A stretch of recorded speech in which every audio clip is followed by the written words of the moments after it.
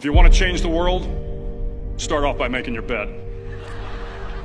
If you make your bed every morning, you will have accomplished the first task of the day. It will give you a small sense of pride, and it will encourage you to do another task, and another, and another. And by the end of the day, that one task completed will have turned into many tasks completed. Making your bed will also reinforce the fact that the little things in life matter. If you can't do the little things right, you'll never be able to do the big things right. And if by chance you have a miserable day, you will come home to a bed that is made, that you made. And a made bed gives you encouragement that tomorrow will be better. To pass SEAL training, there are a series of long swims that must be completed. One is the night swim. Before the swim, the instructors joyfully brief the students on all the species of sharks that inhabit the waters off San Clemente. They assure you, however, that no student has ever been eaten by a shark, at least not that they can remember. But you are also taught that if a shark begins to circle your position, stand your ground. Do not swim away. Do not act afraid. And if the shark, hungry for a midnight snack, darts towards you, then summons up all your strength and punch him in the snout, and he will turn and swim away. There are a lot of sharks in the world.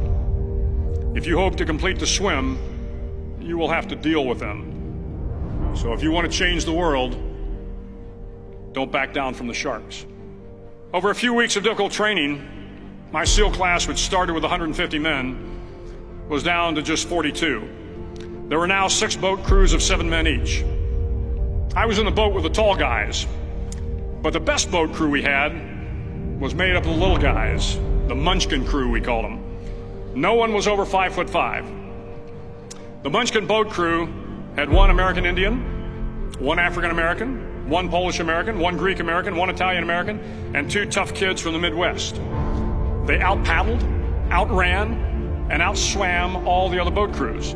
The big men in the other boat crews would always make good-natured fun of the tiny little flippers the Munchkins put on their tiny little feet prior to every swim.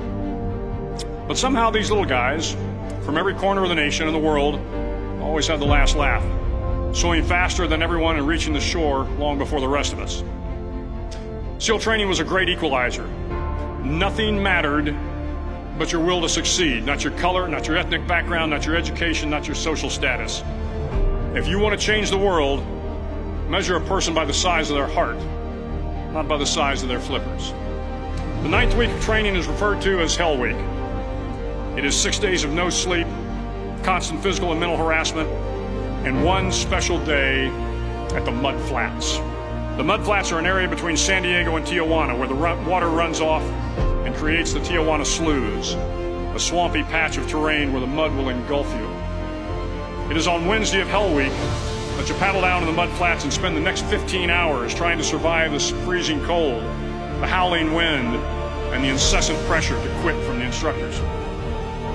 As the sun began to set that Wednesday evening, my training class, having committed some egregious infraction to rules, was ordered into the mud. The mud consumed each man till there was nothing visible but our heads. The instructors told us we could leave the mud if only 5 men would quit.